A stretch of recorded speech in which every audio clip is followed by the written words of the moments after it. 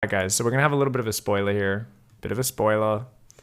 So, in this specific game, because I was just watching the VODs when I woke up. I went to sleep really early last night, had a great night's rest, but holy shit, Neeb was ahead in this game. So I guess the 2-star Phoenix just did too much damage, hey? Oh, he must have committed more to Zerglings than I realized. Because he went +1 melee, right? Oh, but this was like a pig-timed +1 melee. And then it's like 4 adepts move down to take the third. Look at that little probe get stuck behind the other adepts.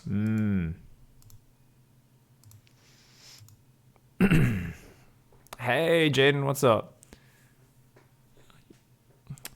I mean, he did it off a terrible opening though, Jaden. There are some great 3-base. There are some great 3-base Swarm Host openings, which no one is doing at the moment. And I get it. It's kind of hard to get them in early enough. But yeah, it's definitely something I'd like to see a bit more of. By the way, Garrett VB subbed 4 hours ago.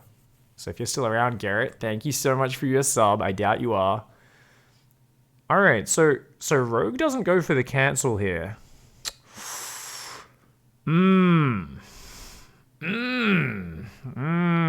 Okay, and he's gonna start losing a few overlords. I mean, the Oracle stays on the defense, so it's always going to be hard there. But there's no shield battery, and there's only 4 adepts. There wasn't. I mean, the melee is so late, so yeah, you can't really go for the cancel on the third. This is the pig melee timing. So when Artosis was looking at this game, he's like, "Oh man, +1 melee is the biggest counter the Phoenixes. Like they can't defend the third," and it was absolutely correct. And that I was thinking the same thing. But looking at it now, I'm like, wait a second. This is an unplanned melee. This is like almost a reactive melee, and it's kind of shitty. Jaden says there is a battery fast. Is there? Is there though? Anyway, those lings aren't getting shit. Oh, there is a battery behind the mineral line. Oh, yeah, okay. You're not going to do shit to that. Yeah, I mean, Neeb got the third up safely. You really need to like deny it going up in the first place, but you could see Neeb went out with 4 adepts. So like 8 Zerglings, if they go in, even if they snatch the probe, you're going to lose like all 8 Zerglings to do that. So the Zerglings don't get shit done, and he's building more Zerglings right now. I think with how many queens he has out, I think that's a terrible mistake by Rogue. I think in this case, you know you're going to lose more drones than overlords. You should be droning harder than you've ever droned in your life. Like, even if your goal is to go to 70 drones, you should go to 80 drones, right? That's not going to work. Oh, at least there wasn't enough force fields to fully trap him, I guess. But yeah, I was like, oh, that could be dangerous. But yeah, you know you're going to lose drones and overlords. So you always want to over-drone in these scenarios. He's playing a 5-gas style here, and he's trying to go Infestation Pit off just Queen Ling. Oh my god, he's doing the old school, just straight to Broodlord style, right? So it's going to be a Viper. Wait, no Broodlords? What the fuck is the Hive for? Just Hive. Oh, he's going to go... Oh, he's doing the Ultra style. Last time Rogue did this versus Neeb was at the Carnival, the Chinese tournament. Neeb was like, oh really, you're gonna go Ultralisks on backwater against me? And Neeb just was fucking tossing his head back and laughing like a madman. He's like, you think Ultras are gonna hurt the guy who's got fucking 12 immortals? And the Ultras were coming in with his 6 around and just getting one shot, and I was like, oh, get fucked. Yeah, I think Broodlords is the way better call here. Definitely that, obviously if it gets scouted, they go Tempests, it can be a bit awkward, but it's hard for Neeb to get a 4th. It's hard to get a lot of Tempests out, so yeah. Isn't it bad to build too many workers because you won't have enough supply for your army, says ES Death. Too many workers because you won't have enough supply for your army. Yeah, to some extent, but in this case, your opponent's gone Phoenix, so Phoenix, they can't kill you, right? They can't actually attack, so you've got to do it early enough, right? ES Death. So you're not going to be like, oh, I'm going to build a shitload of army, do all this, and then go to 80 drones, because then you're building drones at the point of the game where you'd be building army. But what ends up happening here, right, is Neeb is like, cool, I'm at 56 drones. Let's build some army. And he has no need for that army. He's got plenty of queens. He's already got a pack of zerglings. Even if a surprise adept or charge lot attack were to come out, which is very rare off the back of 2 Stargate Phoenix, it's pretty much something you can rule out, right? Even if that were to come, he can reactively build Lings and Banes and be fine. So for him to build fighting units then, and then to be building the drones later is terrible, right? So it's not necessarily about, oh, is it about building too many drones? It's about, in this scenario, you need to build extra drones because you're always going to lose workers, right? So if you have an ideal worker count of 70, and Rogue ended up going to about 65 in this specific game, he ended up going to about 65 workers, but he did it in these little increments, and then he'd lose a few drones and replace them, build a few buildings, replace the drones. He just wasn't direct enough in how he went there. That zealot was fucking not doing his job, but yeah, I mean, this is game over. It's like, yeah, this army does not beat Neeb's army. Neeb doesn't even give a shit, man. He don't even give a shit. It was cool to see him do an Archon drop again as well. And I do want to talk about that game a little bit, but we'll talk about that later. I just wanted to finish watching this series because I didn't actually get a chance to. I've been watching it this morning while getting ready. And that was just good play by Neeb there. Good play. Rogue went for a bit of a funky build, especially for Dreamcatcher. Would have been interesting if he just played a straight up Hydra Bane style from there. That would have been a little bit cooler. But anyways, the game we really want to talk about, and we'll start the VOD in a sec, is... First of all, we want to talk about 2-base Swarmhost and why I think or 2-base Roach, which can potentially go into Swarmhost, and we're going to talk about why I think it's a steaming pile of horse shit. It's not really a steaming pile of horse shit. We're going to talk about how it's very not solid. It relies on your opponent sort of misreading or overreacting what's going on, and it's a little bit iffy, right? So we're going to look at a few games. I've got 1 VOD, 2 replays, right? So I don't want to show too much of the VOD because that is literally just we're doing it for review purposes only. Fair use. So we're literally just going to glance at the VOD a few times. Other than that, we'll be looking at the replays from GSL versus the World and looking at these games. So that should be cool. But yeah, good. You can just attack with drones, says ES Death. Yeah, I mean, you can make GM just attacking with workers, apparently. Hey-o, NA server. My man. Rouge wouldn't be Rouge if he wasn't zany, says Spooky. Kind of. I don't know.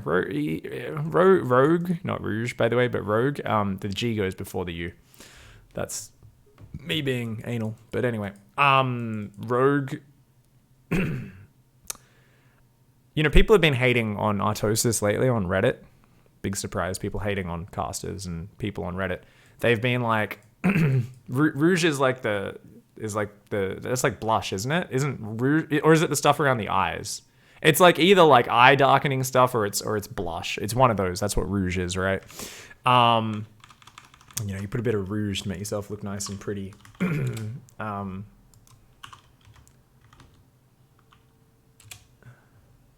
It's a red powder or cream used as a cosmetic for coloring the cheeks or the lips. Yeah. So anyways, what the fuck was I even talking about? I can't even remember. Jesus, I got totally distracted. Wait, what was the question? It was something. Oh, he wouldn't be. Yeah. So people have been hating on Artosis because Artosis was like, oh, I like this build. Like, I really want to see what it's about. At the same time, he was saying like he's very behind and it's not working though. And people are like, oh, Artosis just loves Rogue. Keeps saying he's the best late game player in the world. There's no evidence for that. And I'm like, are you kidding? Rogue is the best late game Korean in the world. Like 100%. He has shown us at certain points in the meta, like when people were struggling against mech, Rogue literally could not lose to mech. Like it was just impossible. He's like, nah, Hydra's, Banes, Swarmhost, Vipers, perfect combination of these units, perfect angling, perfect Locust micro, perfect Viper micro, and like that alone was incredible, but it's also the fact that he's shown some amazing late game ZvP. Now, since then, I think Serral has shown 1 or 2 games where he's actually shown even better super late game ZvP. So I'm like, okay, yeah, like there's an argument for maybe Rogue isn't the absolute best late gamer in the world right now, maybe, but he's definitely like, if Artosis says this guy's like the best late game over the past few years, ZVZ as well. If Rogue gets to the supreme late game of ZVZ, he's one of the smartest, best players. So like, I totally back up Tosis on that one. even if he did make a lot of mistakes in this series. And recently I've been saying, Rogue's kind of the best player in the world, but he keeps just making these silly mistakes against Terran. I think this series against Neeb, he made some silly games. So yeah, we'll talk about all that in a sec. All right.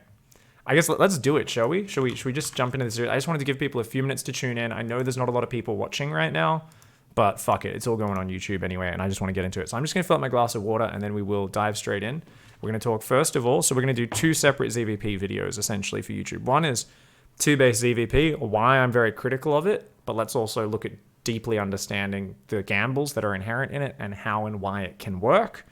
Then we're going to talk about some more generic Zerg versus Protoss styles. We're going to look at how Rogue is a fucking god when he plays standard ZvP, and I wish he'd do it more.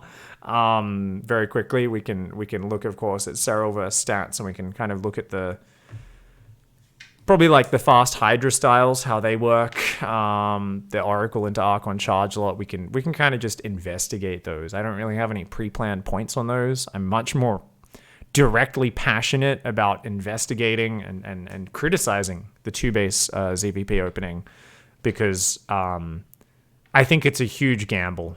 I think it's whenever Protoss players have practice against it, I think it's shit. Anyway, let's save it. Let's save it for the video. Give us 1 sec.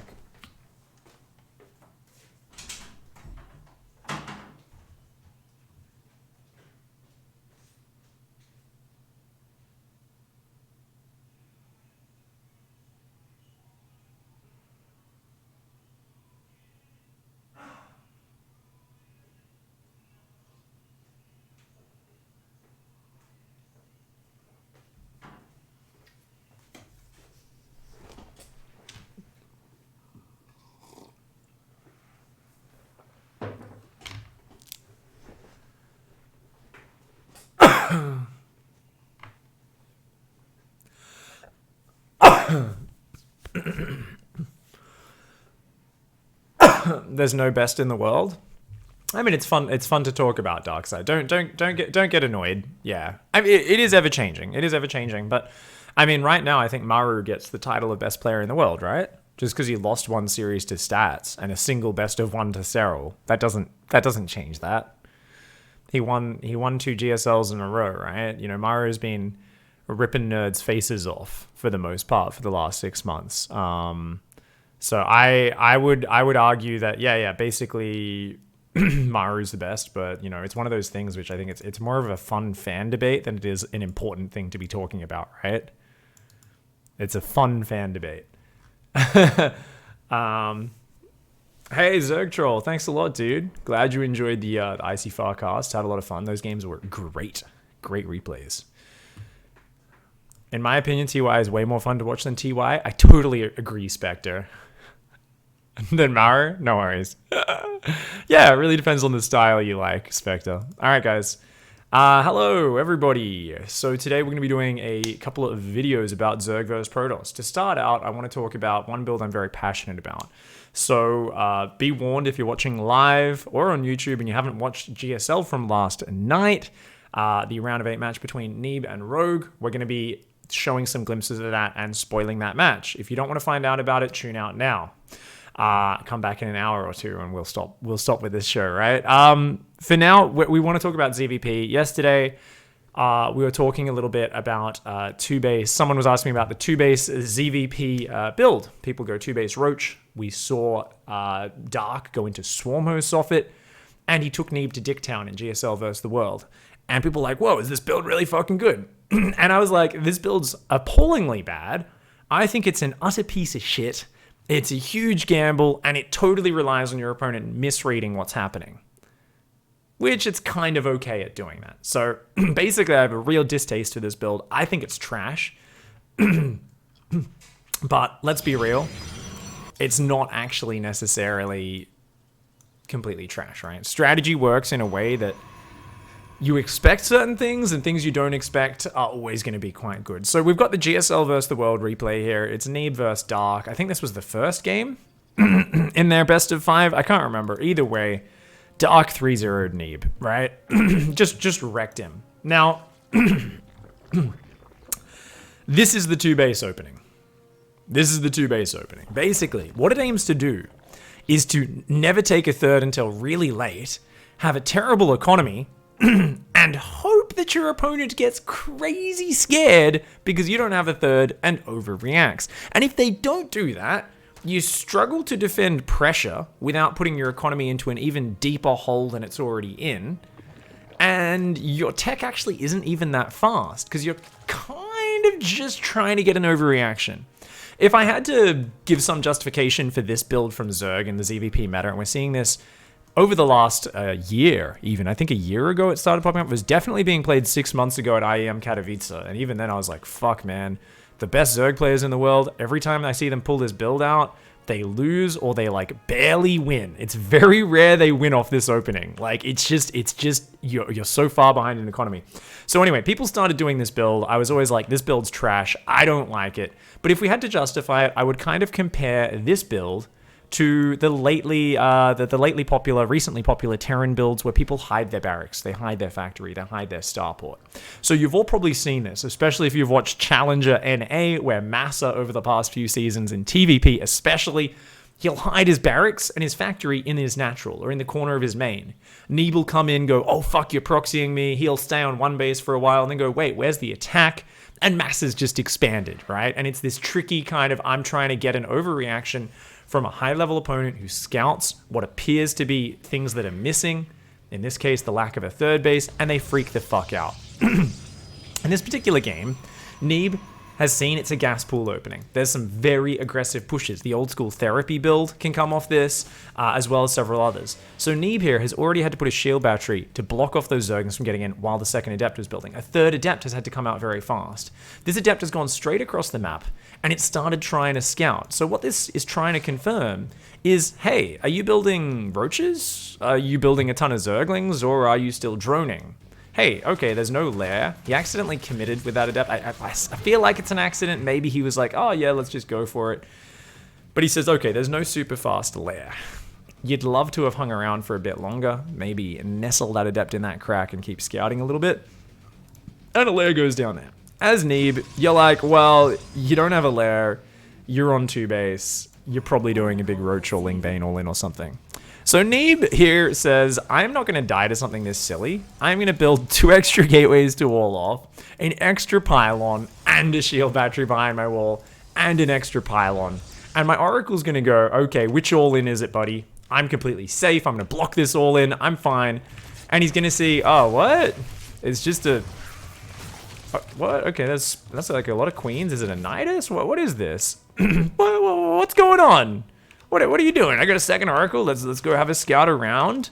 Dark's like, nah, man. I'm just going for upgrades and roaches on 2 base with me shitty economy because.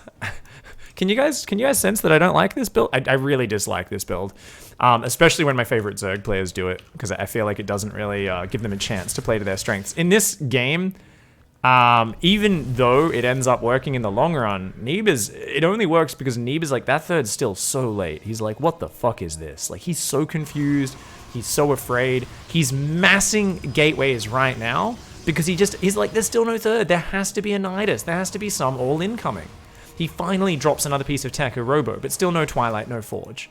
Neeb here is assuming he's being all-in. He's totally misread the fact that this is just roach speed, +1 range.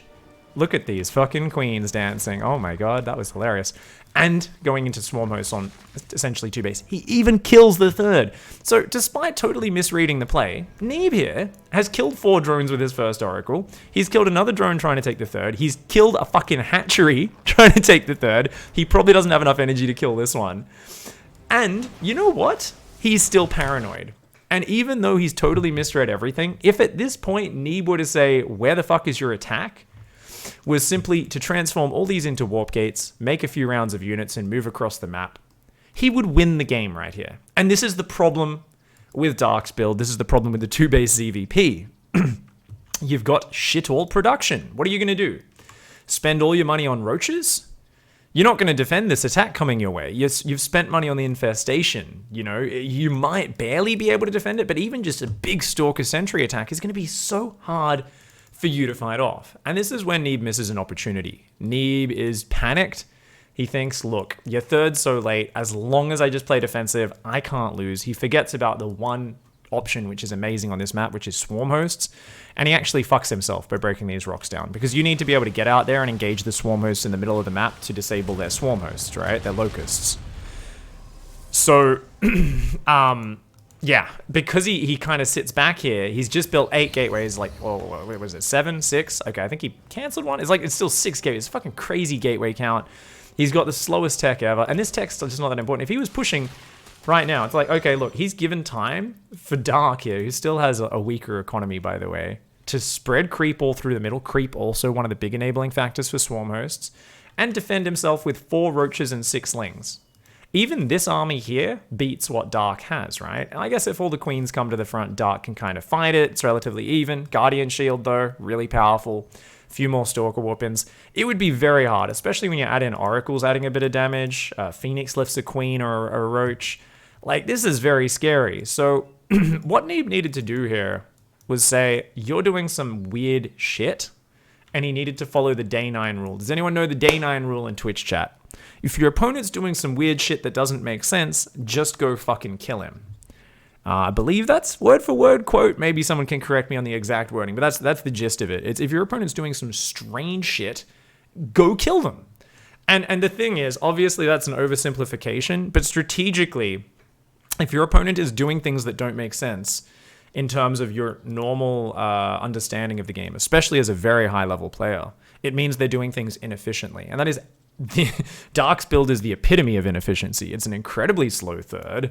You've still got to get spores and queens, which don't give, that much towards your stuff. And you just can't afford to both build economy, build tech units, and defend yourself from an attack at the same time. Simply by pushing across the map with an attack, you don't even need to commit that hard. One more round of sentries and stalkers. Move across, clear some creep, rotate up here. The roaches can't really break you down. You can just threaten here, maybe get a snipe on the third, but you don't even need to expose yourself. Even with roach speed out, force fields are too powerful, but not just that. Dark's going to have to build ravages, spend his gas there, more roaches. That's going to slow down the swarm host. You're going to clear up the creep. It's going to also give you a very good chance of scouting what your opponent has. There's a good chance they have to use their swarm host to defend themselves. They've shown their hand. Suddenly, you're more prepared for it. You're breaking down all these rocks in the middle of the map. You're breaking these down. You're kind of going, okay, let's stay in the middle of the map. There's locusts coming. You pull back. The locusts run out. And then you've basically disabled their entire style, because by the time their swarm hosts finally actually get a wave of locusts on one of your bases, you've got 160 supply of like Immortal Archon Storm Zealot, and you're ready to just take him out, right? You can fight him front on and then do a big push. So I see people asking in chat, this is the GSL versus the world round of 8, I think it was. Dark versus Neeb. This is one of those games, guys. But what happens here is he's like, oh, you do have swarm hosts, but he can't even go out there to slow down this push. And then Dark's just like, cool, I'm just gonna start trading, kill a zealot, kill another zealot. Cool, we're just gonna keep doing this. And like, Neeb at this point really should have broken the rocks down and moved out. But he's already kind of given Dark enough time to like get the creep up, get the map control. He's got a good scary pack of 14 swarm hosts. Because the creep's here, the queens can even defend the oracles nice and easily. And he's like, cool, now we just need enough roaches supporting. So if you come out into the open and try and fight the locusts, we've got the combo of the roaches and the swarm hosts together. Neeb's kind of in this awkward position where he's like, shit, and he's just given so much time. And the thing is, that's what the 2-base ZvP kind of relies upon, is your opponent giving you enough time, getting a bit confused. And I really do think if Neeb had pushed out at that moment, he would have absolutely destroyed this. And we've got a few more games of this style, and we can talk about this more. And I'd love you guys to ask more questions specifically about these strategies as we go. If you have any really general questions, you can shout them out. Good chance I won't answer them till the very end of the show, though, or in between the two sections. So Neeb starts trying to zealot counterattacking. He's just a little bit short on zealots, can't quite break through. He tries to start pushing out and posture a little bit, but he realizes his army's just a little bit too small. He doesn't quite have the numbers. And even though Neeb's still up in economy at this point, having that many swarm hosts with so much creep spread and so many ledges, which remember, swarm hosts can just shoot over, whereas the gateway units can't. They have got to go all the way around. So it just allows him to get value over and over again. Just repeated value. He's like, cool, kill a few units for free. Bam, kill a few units for free. So having a big pack of swarm hosts, and he adds another 10, it amounts to having an extra base and a half of mining if you're in this much control of the game, you know. He starts killing Immortals, High Templar, Archons, like, so much is going down for Neeb, and it all comes down to that fact is, as I said earlier, Neeb just sat in his corner of the map for a little bit too long, and this would have looked totally different. Now, he absolutely did need to go out, break these rocks, and try to force these locusts out earlier, because you see here, he's trying to pull back, and those locusts do run out, so if he was able to bait the locusts out here, he could pull back and they wouldn't get a chance to do damage. But instead, that happens. They just, like, land, ignoring the army, kill the Nexus, and even though Neeb does a very impressive job of fighting from behind here, he just doesn't quite, you know, manage to get on top. And it's like, it goes for like another 4 minutes of him just getting drained. This is, it's hard to watch. Let's stop. Let's stop watching that. I'm gonna open up another replay here. All right. Actually, I didn't have my replay folder open, so let me get that one going. So, by the way, guys, if you're ever watching replays from old StarCraft versions, rather than trying to exit and let the game kind of swap from old version to new version, it's easier if you just Alt F4 and do it that way. Ooh, my thing screwed up for a second. There we go. Okay, cool. So, let's go to the final day. Grand Finals. Stats versus Serral.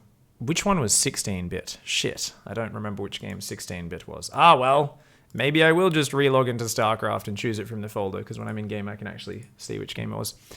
So, some people are saying, how do you defeat Swarm Hosts? So Swarm Hosts, as I said, it's just about making sure they don't have creep and staying on the map. You go into the middle of the map and you say, hey, those units can only shoot once every minute. The Swarm Hosts, the Locusts only last, it's like, what, 40, 45 seconds? Sorry, it's a heart of the Swarm minute. It's like 41 seconds or something. Basically, they can only shoot once every 40 seconds. The Locusts only last about 15 seconds, 20 seconds. So what you do is you go into the middle of the map and you threaten. Anytime you're on the map and you're threatening, they have to use Locusts to defend, because the Swarm Hosts are a significant part of their army. If they don't use them, you just push in and kill them, right? So what you do is you kind of feint pushes. You push in, they throw Locusts, and then you just run away. And Locusts are very slow. So you just run back 1 or 2 screens, the Locusts disappear, and then you push back in. And you have it, and you can push in, kill a base, force them to fight you, and then their Locusts will get off cooldown, they'll throw Locusts again, and you just run away. And the Swarm Host player is like, wow, Swarm Hosts are a really fucking useless unit.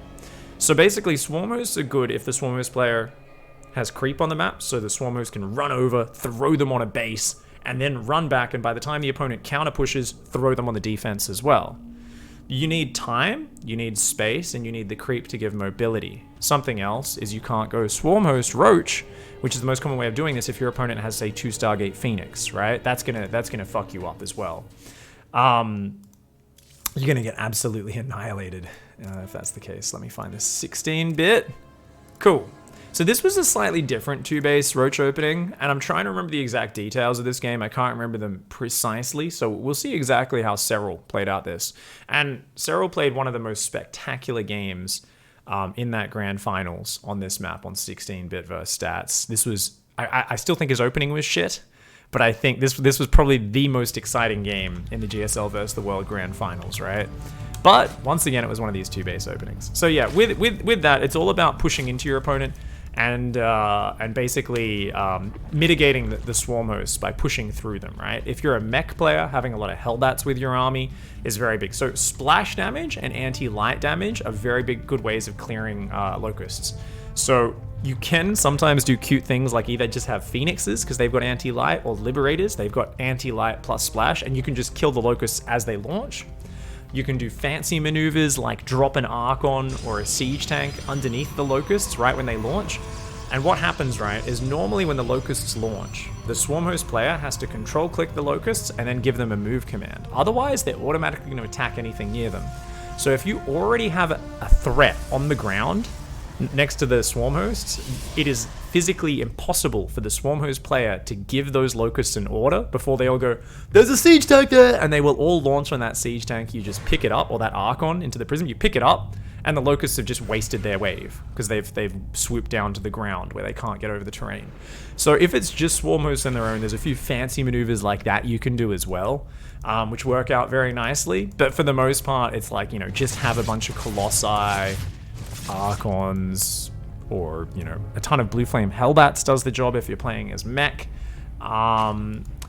If you ever suddenly run out of Hellbats with a mech push, Swarm hosts go from looking pretty average to looking like the most godlike unit ever. Because you can have like 15 siege tanks, right? Massacres Roaches, massacres Hydras, gets wrecked by a single wave of locusts. If they spread those locusts on 15 tanks, all the tanks just kill each other, the locusts kill them, it's brutal.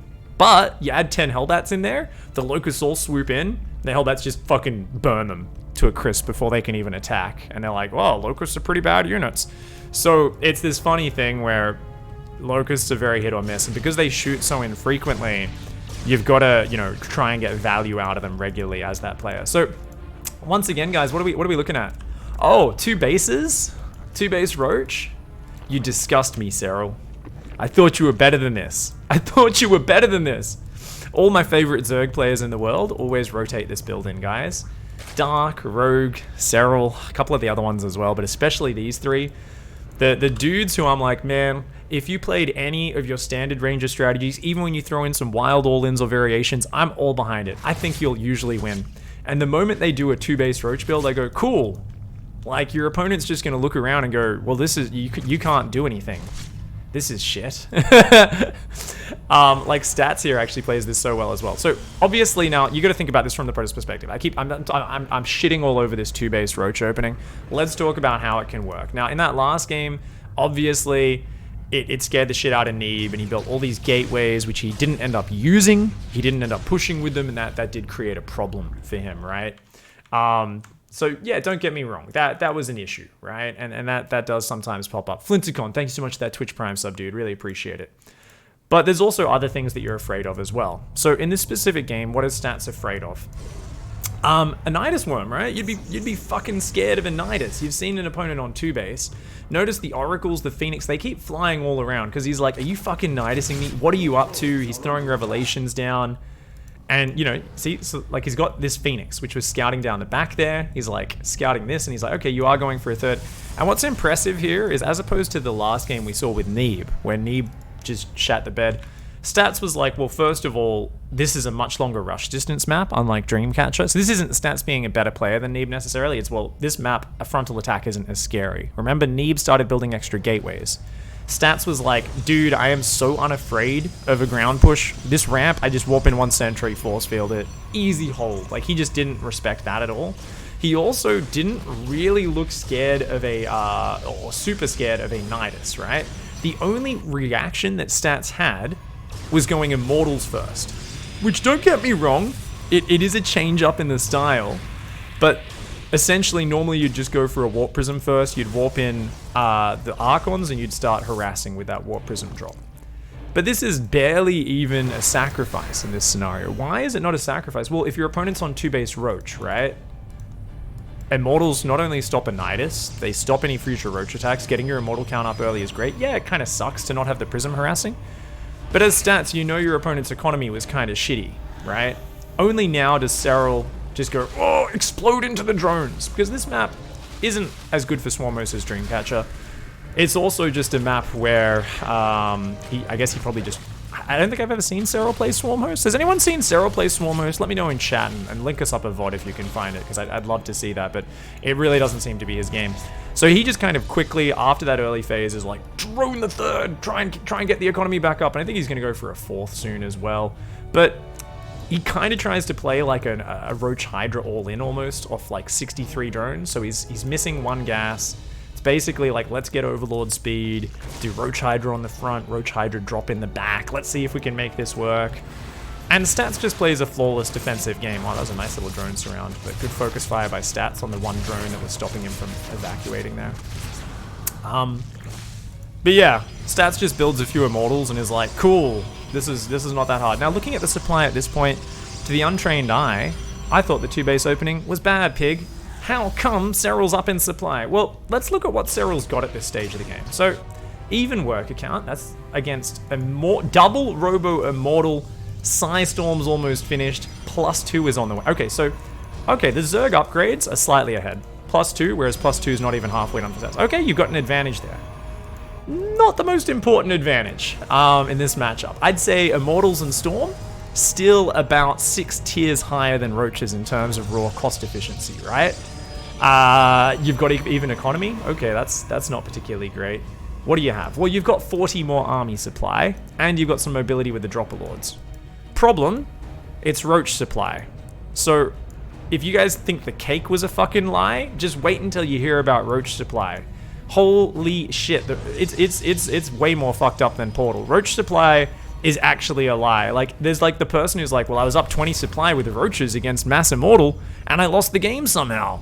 This is some fucking bullshit. And then he like cracks into this hidden corner of the map. There's like a room with scratchings on the wall written in their own blood saying the Roach supply is the lie. Don't look at D supply, because it's a fucking lie, man. Roaches are a trash unit, essentially, is what I'm trying to say here in a very convoluted and weird way. That was just cock blocked, the back push. So Serral groups up on the front. Is like, all right, let's do some damage. And at this point, he is just blocked. There's Storm, there's Mass Immortal. The Roaches and Hydras do not get better with time. The Immortals get better. The more of them there are, the more Storms, the more Archons there are. A fantastic split here by stats. Shield Battery, Zealot, Stalkers on the back. Serral's like, that's cool, I can just push in here. Probes get pulled to the right-hand side onto that gas away from this. Really amazing splits from Serral. And Serral here is just showing how to make the best of a fucking appallingly bad situation. Yet despite that, here's the rule, guys. Almost, if you kill all those Immortals, amazing fight. You kill all the Immortals, start killing some probes, sweet. If all the Immortals survive, and then they regen their shields and their hardened barrier, ooh, you're in Dicktown right now. Equal workers with a Protoss, down in army supply. Way better composition, pretty much equal upgrades. 4th base isn't even finished. That's why this is the most incredible game, because Serral actually brings this game back into an advantage. This game goes forever. We're not going to look at the whole thing, because I want to talk just about the 2-base opening. Serral's fucked at this point, essentially. He is massively fucked, and what he uses is he uses the space on the map to threaten with small numbers of Roach Hydra on this low economy, and threaten, and threaten. And when Stats moves out to take a 4th, we'll see it later, he comes in from multiple sides, and he'll constantly attack from 4 directions for the rest of this game without overcommitting like a single time. It's actually just ridiculous. And eventually Stats will like get frustrated, and he'll chase some of these little packs of Roach Hydra that are threatening on fucking 3 sides. Look at this, he's gonna drop here, as well he's got an Overlord dropping the main as well. Pick up, get out. Okay, those ones are gonna go down, but at the same time, comes in here, it's breaking down these rocks. And at some point, Stats splits up, just a little bit wrong, and bam! How the fuck does Serral do it? He's got the worst army, he's got equal army supply, but he manages to snap 2 Immortals. He's got that drop in the main, which was being annoying. Yeah, it's going down, Stats is defending like the god that he is. The fact that Serral isn't just getting pushed and killed right now, he's somehow squeezing in a Spire, some drones, some gases, trying to get a muta switch on, and he just keeps splitting his units up. He just keeps splitting them up and rotating, and it's just incredible to watch. But the fact remains, his opening got him in a terrible scenario. It did not give him a lead. It never gives a lead. Unless the Protoss just leaves you alone and lets you dick them with swarm hosts, like in that Neeb Dark game. It just doesn't work. This ZvP build, I have seen so many pro games of it just falling behind. And I think it's just something where the top Protoss players are just too good at not overreacting, right? Like, let's go back to that early stage, because I really want to break that down a little bit more. At like the 5-minute mark, even early, let's go to 4:30. As Stats, you know, there's got to be a little bit of fear, right? You'd think there would be. You'd be like, well, it's 2 bases, there's a lair finished, there could be a Nidus here, I don't know. And like, what does Stats do? Stats is like, well, I'll just chrono an Immortal. And the thing is, it's not just that. I'm kind of surprised he didn't get Vision there, actually. But I think he's also just very confident in the power of Oracles. So there was a build which came around for a while called the Pink Eye build. And he keeps scouting as well. So he's really trying to check for what's going on.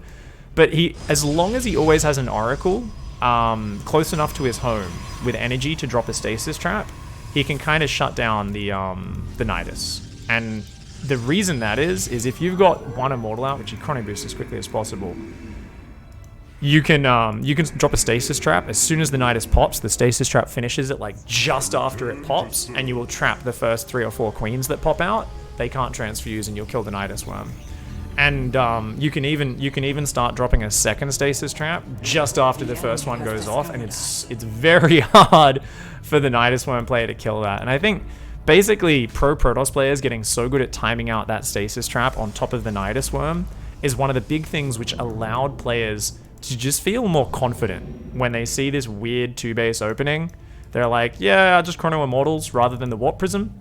That's fine. He doesn't even warp in more units here. It's like, nah, I'm just going to stay on the 2 adepts, the Phoenix, the Oracle. It's all good, buddy. And yeah, just goes for a third and chills out. So I'm very adamant about this being a pretty average build for Serral, for Dark, for Rogue. Everyone does this build. I don't like it that much.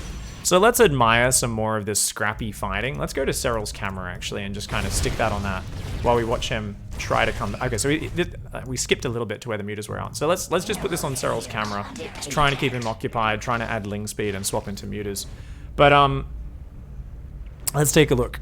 You saw it's impressive, but if it actually was a Nidus, then he's just dead, says Padrami.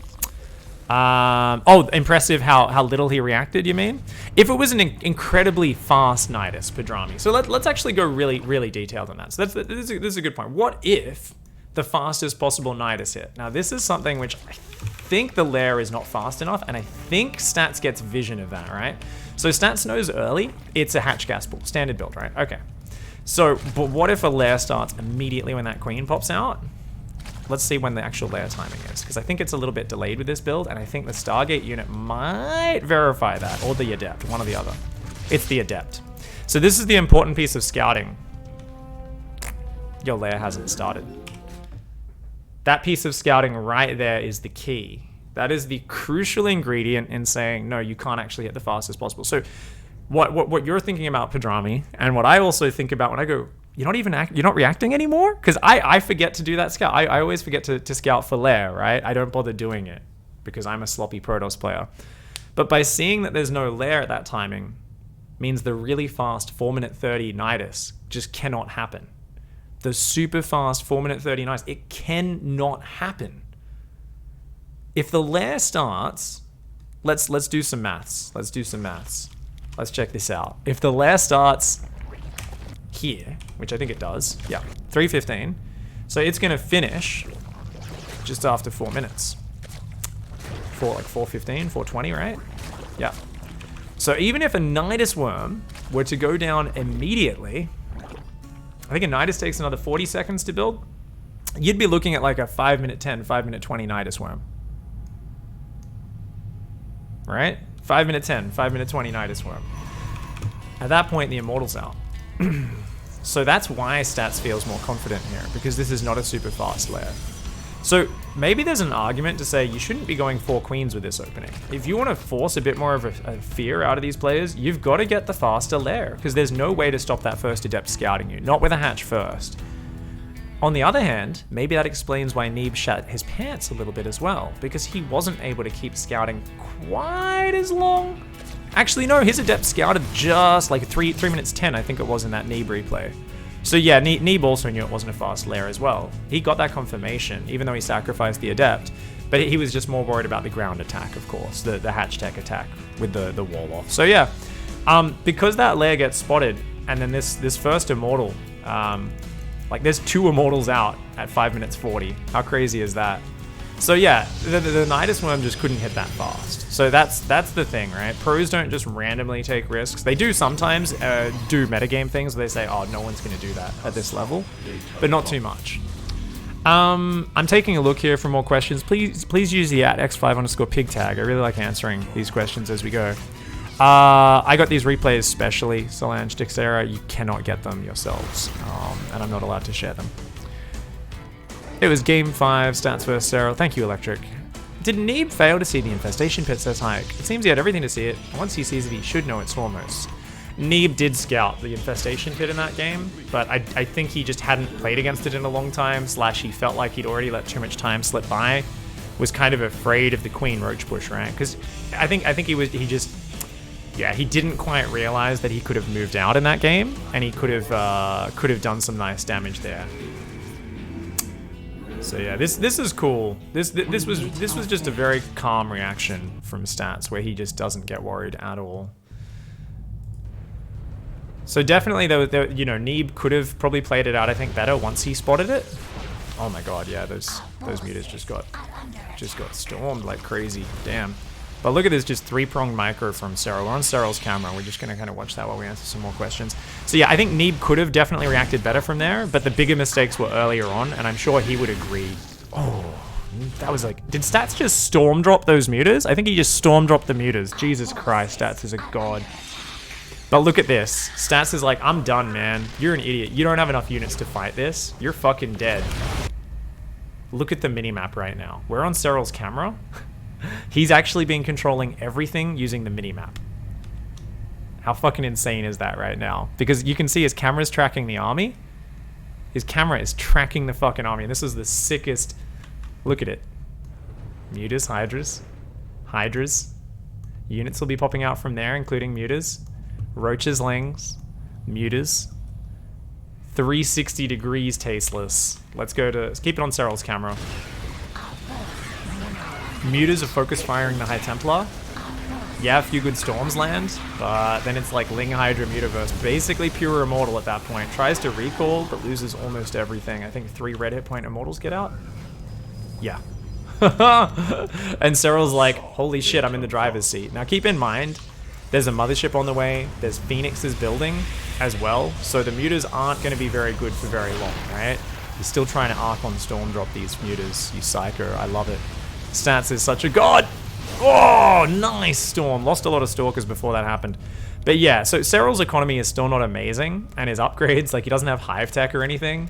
So he's still kind of like, even though he's up in supply suddenly and in the driver's seat, he was still in a rough position at this point where he needed to get something done. And I think he could have. I think he probably could have won the game from here. Yeah, I think he should have been pushing harder. And he does come in there, but yeah, like just little things like this. Archon being picked up and dropped like that. Incredible micro. Because you can actually dodge the Mutalist shots if you just keep picking up and dropping it. And as that Phoenix count grows, the Muta is suddenly not so scary. Yeah, and then he swaps into Lurkers. This game was so sick. This was so sick. But I think it's just a testament to Serral being so good that he plays so well from a bad position. I still think the opening's pretty shit. Would this sort of build play out better if it was before or after an actual 2-base all-in? Using this build to set up a game later in a series. Oh, right. Yeah, like trying to scare them. Trying to play off like, oh, I all-ined you in the previous game. Now look, I'm doing like this weird 2-base build. I think it definitely could. But from what I've seen, all of the top-level Protoss players just calmly just go, your lair's not ready. Okay, maybe it's a ground attack. And the Oracle confirms so quickly. I think I think this is actually best if the Protoss doesn't go Oracle, right? I think this build has a lot more potential in a game where the Protoss is going for, say, an Archon drop. Why? Because an Archon drop, your opponent's on 2-base, he could be doing a crazy all-in. What are you going to do, build a Warp Prism first? No, you're not. You're going to build an Immortal first, right? You don't have a Warp Prism out, you've got no scouting. And just in general, a Warp Prism is very scary to send across the map with some Archons in it or some Immortals in it, because, well, then it's not at home, even though you can recall it. An Oracle, on the other hand, the first thing you do with an Oracle is go figure out what the fuck is going on. And it's free, basically. It's such a fast unit, it goes across the map, it starts seeing everything. So Stargate play in general just confirms and kind of eases the mind of the Protoss far too early. It just they figure out what's going on and they're like, no, it's not a problem, dude. My Oracle sees you're not actually all-inning me. You're just doing a shitty macro build. And that's kind of the problem, right? That's like the problem with this build is all the pros open Stargate every game. And it just verifies what they're up against way too early. Way too early. As a Protoss in Stats position here, what is the best counterplay against Serral breaking off and rotating out with squads of Roach Hydra in many places? Do you have to turtle in that situation? Well, at a certain point, you do want to push Flamingo Dancer, and you do want to get across the map, right? So it's about choosing your moment. So we can go back in this game, and as much as I want to just admire Serral's stuff, and there's someone before saying, "Oh, please show the whole series, like show the game, stop jumping around." This is just analysis. We're not casting here. We're not showing the whole games, but it was about the 11-minute mark, right? So because I've lost games from this sort of situation that Stats is in, even though I know I'm way ahead. I've lost from this scenario many times, right? So it's definitely like it's not a free win. It's just a big advantage, right? So how do you stop them from splitting their army up like that? Well, the best thing you want to do, and this is like more advice for noobs, right? Then I say noobs, anyone that's not a pro gamer. So this is what I do, right?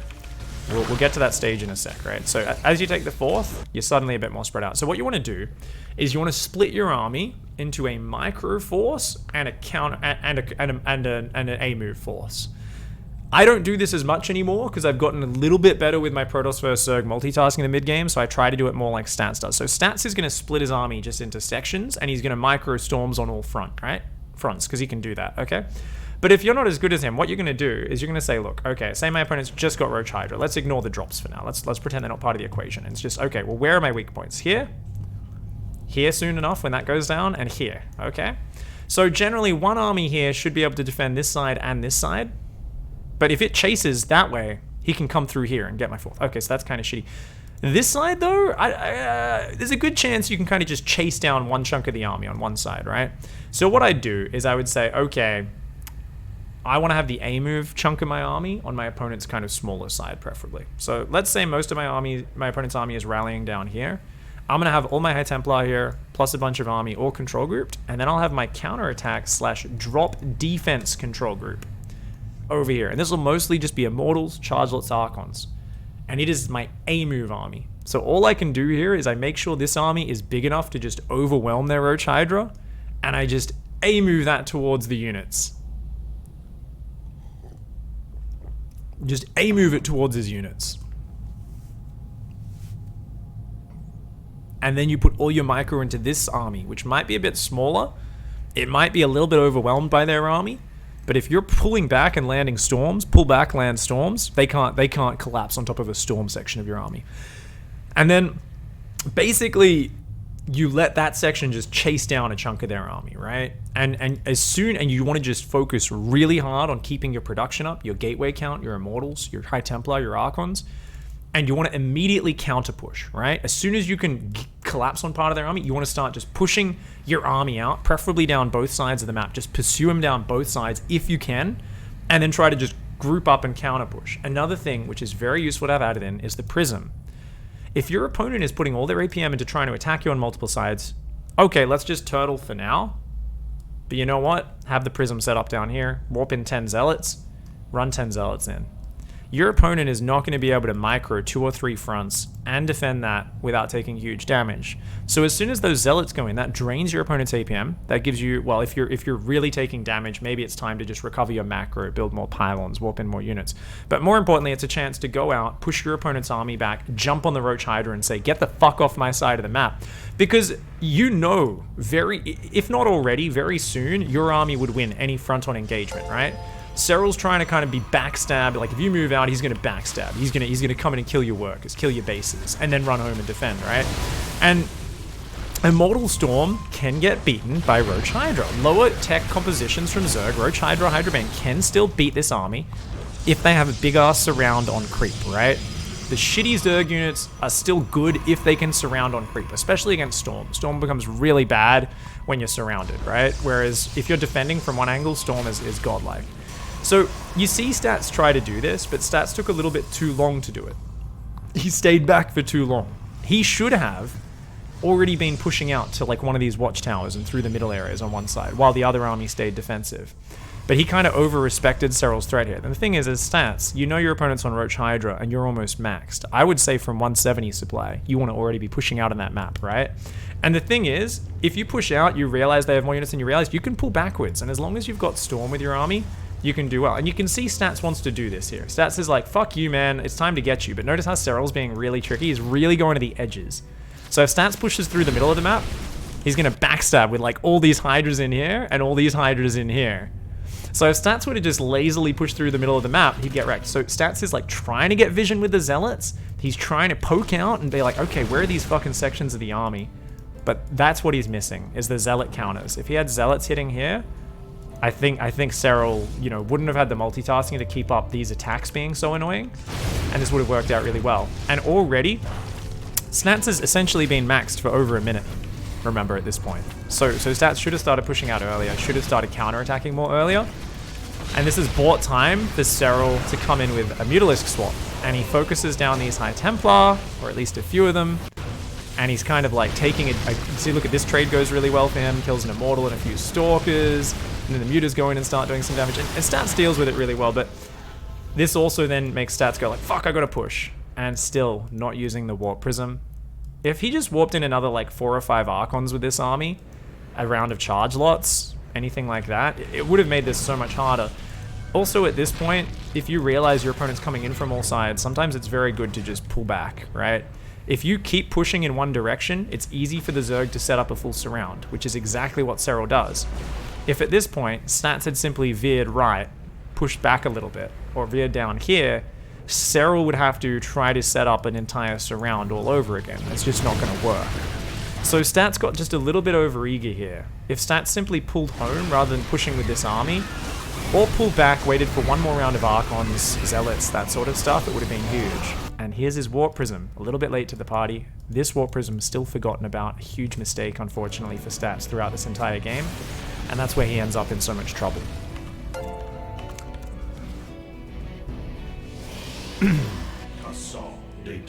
People are talking about Serral's injects. Most of the time he does manually just camera hotkey and just go through, and I'm not sure if he boxes the queen though. I think he has the... I'm not sure if he just uses the queens on a control group. I think he alternates it a little bit. I talked about it in detail in the first GSL vs. the World show. So go on my YouTube if you guys want to know about Serral's injecting. Go on my YouTube and check it out there, okay? So anyway, this game is going to go on for a long time. I'm going to just give you guys the cliff notes before we go into the final map of the 2-base Zerg. So we've seen one game where the Protoss really misread it, was still in an okay position, but missed his timing to either move out of the map or go and kill Dark. That was Need vs. Dark on Dreamcatcher. Dark ended up winning. Now we've seen Serral basically just end up in a terrible scenario off the 2-base opening, but bring it back into a pretty decent position. Just through his own incredible skill, multitasking, being a bit of a shifty bastard, and forcing a few mistakes out of Stats. The Forgotten Warp Prism. Big story in this game. Big story in this game is that Forgotten Warp Prism. Yet despite that, and despite Stats' economy taking a big bruising, Stats does end up winning this game. Because Hydra's, Lurkers, such a late hive for Serral coming in at 16 minutes. It isn't going to be enough if there's just enough Immortal Archon Storm, especially with that big mothership out. Is there an Oracle on this map? So he's got one Observer. That's one thing which Stats is really screwing up on at this moment, is not having an Oracle, because he really needs that to tag the Lurkers. But you can see once again some nice split pushes here from Serral, trying to just kind of create some threat on multiple sides. He's going to get the 5th base snipe. And Stats is going to say, nah, you can't do that, buddy. I've got a big scary army. Phoenix actually lift the Lurkers as well. Oh, you can even cancel lifts and fly away if you do this, and the Lurkers will have to re-burrow. So if they don't have the Adaptive Talons upgrade, they're in a pretty bad shape if that happens. And then he kind of goes up to Carriers eventually, very slowly, and Serral's economy is okay, but he's kind of stuck on this lower comp. He's trying to go for Lurkers and Adaptive Talons, doesn't realize Carriers are starting to come out. And, yeah, Stats has got some very impressive defense here. So, tries to set up a very nice engage here. The cannons on the north do a lot of damage. The Lurkers got a little bit confused. And even though this spread was pretty nice, the south side gets defended as well, by the way. And he pulled almost all of his probes off this base. Storms, reign supreme, and Stats manages to hang on and clean this game up. Very nice play.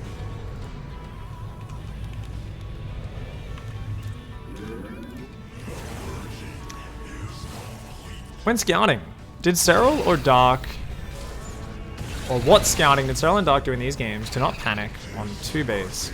Do you think it would be different if Dark had seen all of Neeb's gateways? Well, in this game, this one here, there wasn't even Zergling speed, so Serral had next to no scouting. But he by default, he built a pretty solid pack of roaches. Sorry, we'll finish the game and then I'll go back and show you that. The thing is, you don't... It's kind of crazy for the Protoss to do like a generic attack into a 2-base Zerg, right? So you can kind of just rule it out at a high level of play. Alright, so G-sub. To some extent, I do think Serral built like 12 roaches before he droned his third, I think. About at least 8 or 9, whereas Dark was like lol 4 roaches straight into swarm hosts. Which is a little bit more obscene, but he kind of also had to do that.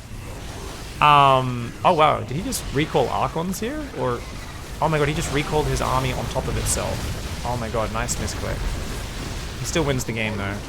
Stats there, tries to throw under the panic. The panic of that engagement. He just he recalled his own shit. I didn't even notice that in the game. Right?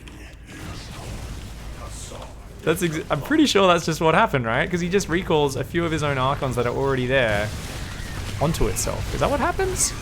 What?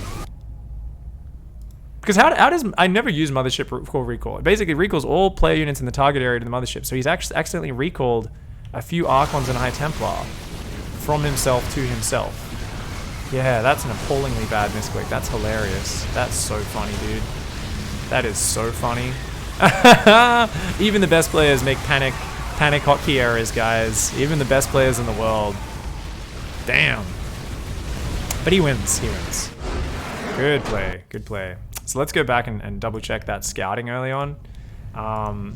He does have a few slow zerglings. Okay, so map control, slow zerglings patrolling to try and see warp prisms or anything coming across the map.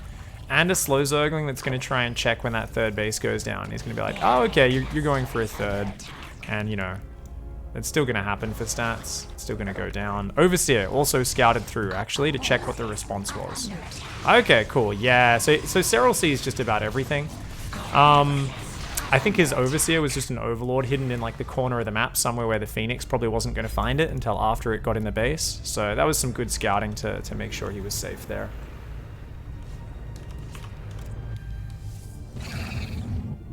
My man. I return to serve. My man. So Soma, yeah, to my understanding, from what people have said, Serral does and what I've seen as well is in the mid to late game, he does swap to an automated method. I think it's a rapid fire, but it's definitely like a base cam method. Later in the game. Doesn't in the early game. It's definitely fully manual. Definitely fully manual there. I return to serve. Who is Frank says, what's your opinion on Serral's spacing of his army depending on his position on the map? How does he leverage his army spacing from each other when the center mass of his army is in the middle of the map? Engaging the enemy. What? I don't understand the question. Who is Frank? He spaces his army out? Like what? Center of his mass of his army? What? How does he leverage? What? Do you mean like in an individual engagement, how does he spread his units? Or do you mean like how do the separate chunks of his army spread around the map? Sorry, I don't understand that question. If you could reword that, that'd be great. Hey, Weird. Thank you so much for the Twitch Prime sub. Welcome to the Pigsty, dude. Appreciate it. Scrolling down. I can't watch a 90-minute movie. I find it boring too long. I could listen to... Oh, thanks, Hike.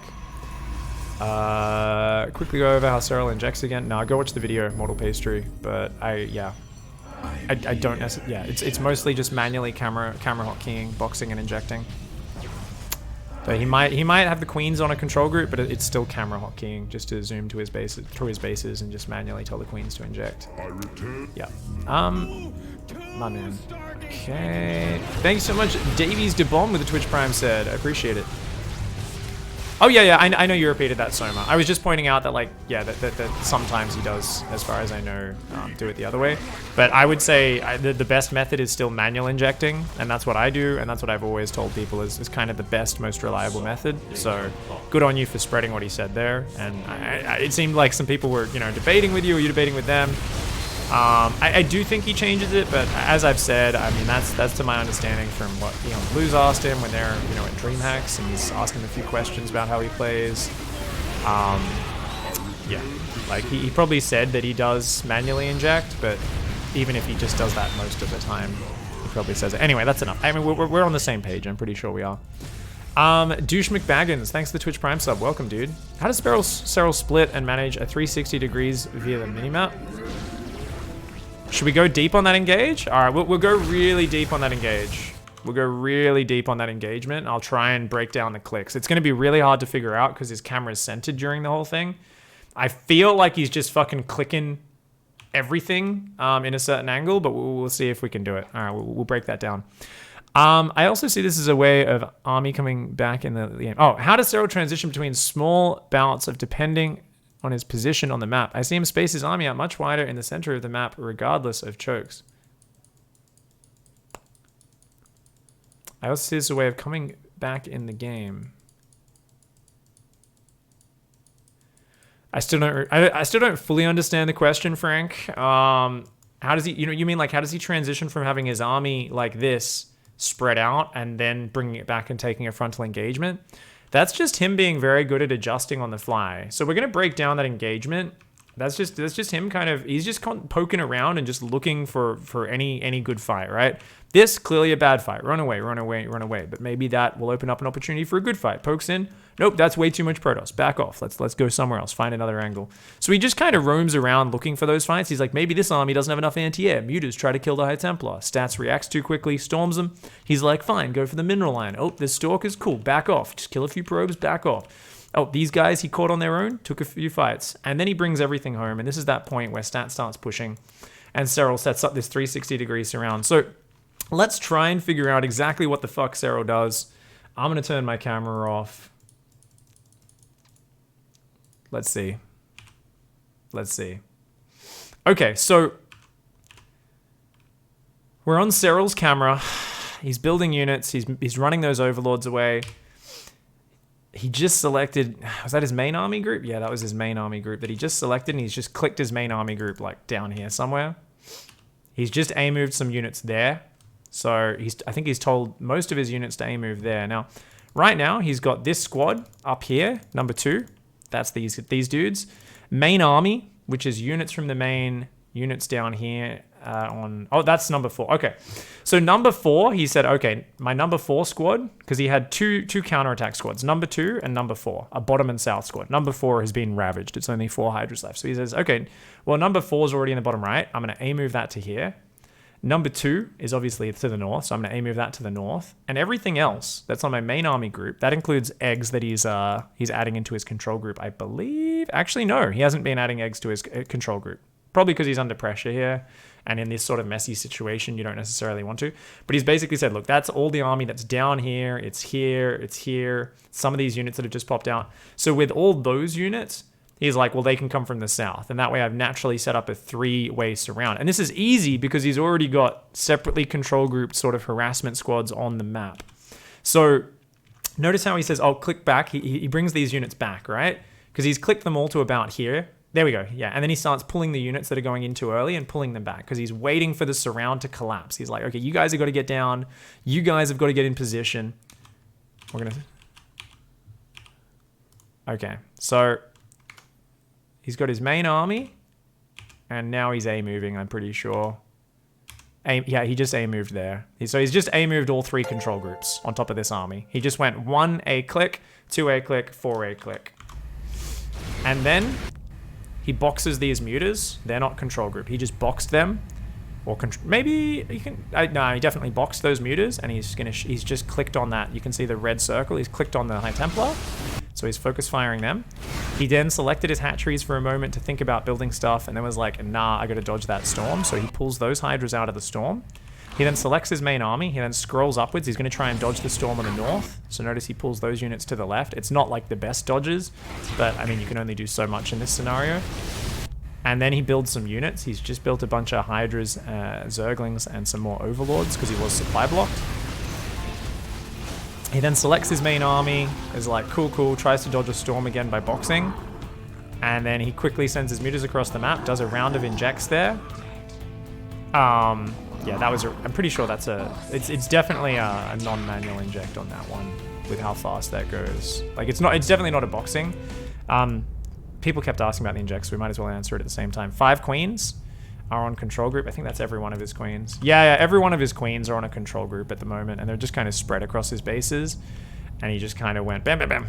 I'm not sure if he does like the stop command at the end or not, but yeah, he basically just went through, did a quick round of injects, mute his counterattack, building more drones, building more hydras, and then he goes from there. So people are saying, okay, about that who is Frank question. Just to make sure I understand it, I'm not sure. Didn't he already have his army around the map for the multi-prong and he just A-moved to a god tier surround? It wasn't, yeah, so it wasn't an A-move. He moved them all into the different angles. It's like north side is the north flank, right side is the right flank. It was not that hard to set up because he was split well, but it still was very well timed. Booyah says, could Frank mean that the army goes from a ball to being quite spread while it's still in the same squad? Oh yeah, I think that might be what you mean. Who is Frank? So I would appreciate you trying to clarify a question. Who is Frank in as simple words as possible? Do you mean how does a little ball of units suddenly spread out into a big line when he's fighting? That's just manual box clicking. If you go back to my very first Pig Daily videos, like number 16 or whatever, how to get better micro, I talk a lot about boxing to spread out concaves, and you'll notice Serral constantly does that in all of these fights. He just kind of spreads his shit out as much as possible. So anyway, that replay is done, and we're very quickly going to look at a VOD. So as I said, GSL spoilers, boys and girls, and we're going to see my final criticism of this 2-base. We ended up talking about a lot of things here, as we do. But we're going to look at Neeb versus Rogue. Stop watching if you don't want spoilers. We're going to look at just this game really quickly. And we're going to see Rogue says, I'm going to do the 2-base Roach build. And I'm going to point out, once again, why it's shit. Now, remember, as I said, it's a build which is awkward, it's weird, it's not efficient. And if players decide to go and fucking kill you, you will end up in trouble. And that's exactly what happens here. Now, to be fair, in this game, Rogue does screw up and not realize that an Oracle can do a ton of damage. So basically, I think what happened was Rogue, he was just kind of like, people are usually going Phoenix first in the meta, but Neeb's been going Oracle first. He should know this. If he studied Neeb at all, Neeb loves his Oracle first. Most games he will go Oracle first. But what's really sloppy here is this Oracle comes in. I'm pretty sure the first Oracle did good damage this game. And it's like, whoa, why were you not ready for this? That queen sitting out front the natural, not having proper overlord vision to the south, that's a mistake Serral would not have made. Serral would have seen that coming for sure. So I think he wanted to make 100% sure he didn't have overlords exposed to getting sniped. But yeah, he ends up losing 4 drones to the first Oracle, and that's appallingly bad. And then Neeb is like, cool, you're doing a weird 2-base Roach build. That's fine, I'm gonna come in. Yeah, okay, you got a lair, you got a spore, you got a lot of drones. You know what? That's fine. I'm going to drop a second Stargate because you know what would have really destroyed those swarm hosts last time someone 2-based me? 2 Stargate Phoenix. Right? You can't cover that with just the 4 or 5 queens that we saw on that Neeb versus Dart game. Not only that, Neeb says, you know what else was really good?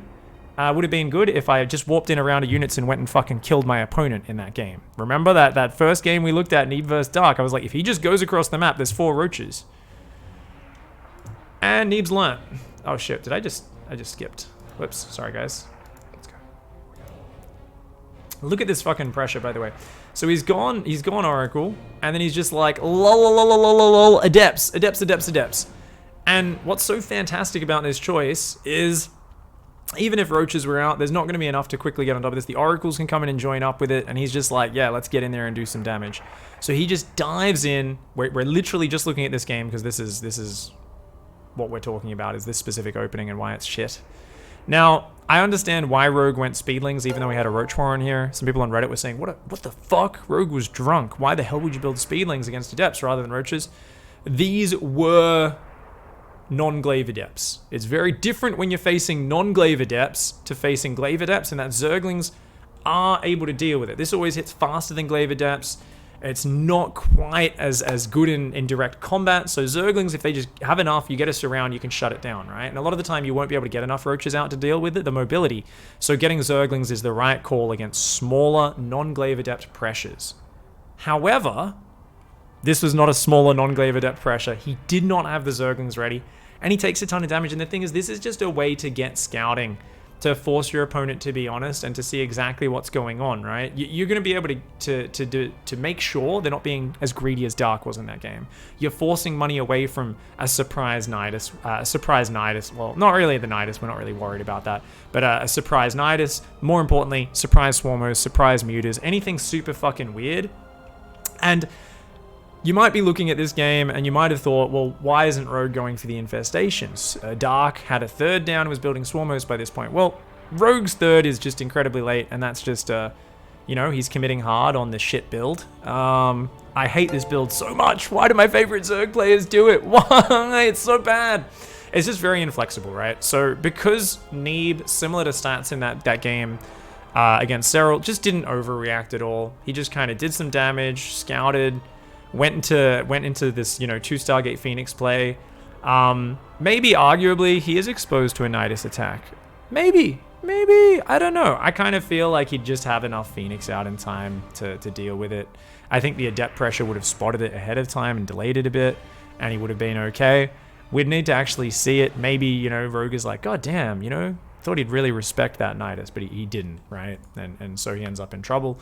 The Phoenix are going to beat 2-star Phoenix beats 2-base Hydra. It's going to be so long before they have enough Hydras to contest you.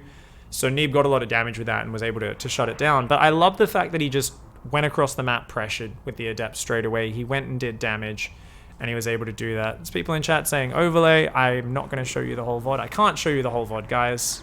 It's not my content. I'm not allowed to do that. I'm just reviewing very, very small sections of it. So,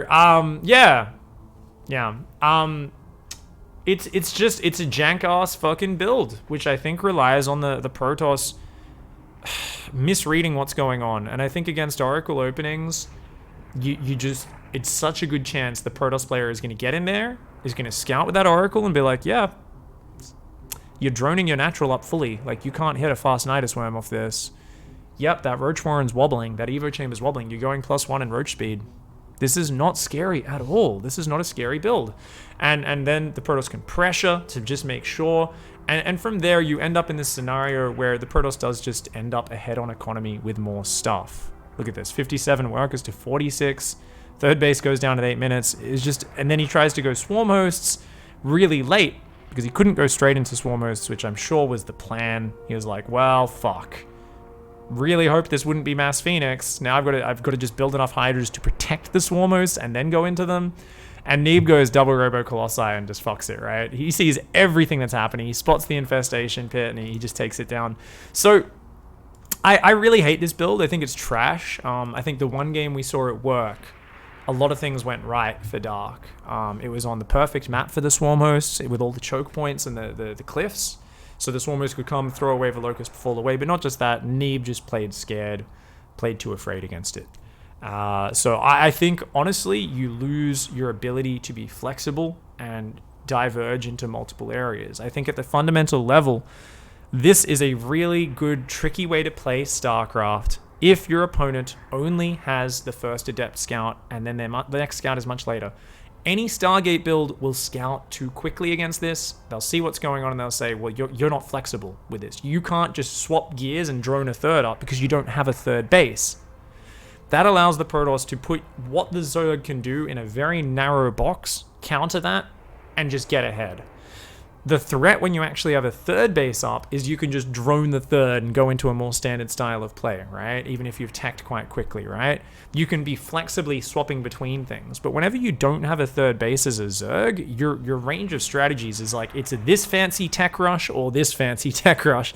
And there's not a lot in between. There's no third option of, well, I can just go economy, which I can then turn into literally anything, right? Economy is the most flexible thing in StarCraft. If someone's building an economy, you can't counter it directly, right? You can't just be like, oh, they're building probes. I know the unit that counters an economy. It's like, that's not a thing. Economy can turn into army, can turn into any type of tech or any type of upgrades, right? So economy is always the most flexible part of StarCraft, and if you're skipping out on your economy, especially as a Zerg player who needs the production, you really put yourself in a box, and it relies on misinformation. When your opponent has a little flying disco ball that can literally reveal your entire base, it's even worse. Now, don't get me wrong. I think Rogue fucked up with his Queen positioning and his Overlord coverage to take 4 drone losses. I think when you're already doing a low economy build, 4 drone losses to the first Oracle is unforgivable. You cannot take that much damage. You've got to immediately pull the drones away, and you've got to already have your Queens hitting the Oracle before its laser beam even turns on. So a little bit sloppy, a little bit iffy, and definitely something which is going to go a bit derpy. Spooky says, Mario and his 2 ranks would beg to differ. I mean, that's it, right? That's the sort of sacrificing economy play I can get behind, because it immediately turns into a rush. There's no like, I've scouted it, and now I have 6 minutes before the next thing hits me. And that's the problem with this Zerg build. It's like, I'm on 2 base for fucking 7.5 minutes before my swarm hosts hit the field. You just give the opponent so much time to respond and deal with it. It's just insane. I really hate this build. I want to see it come back into the meta at some point in the far future when Stargate opening isn't standard. Until that, stop throwing games, top Zerg players. Or I would love to see someone say, hey, I watched this video, I think you're wrong, pig. I'm going to tell you why. Tweet me, pro gamers that watch this. I'm going to be asking people at Montreal about it as well, because I don't like it. I know some pros don't like it, but some players use it constantly. Dark, Rogue, and Serral being the top 3 Zergs in the world who fucking love this build. Thanks for watching, guys. Catch you next time.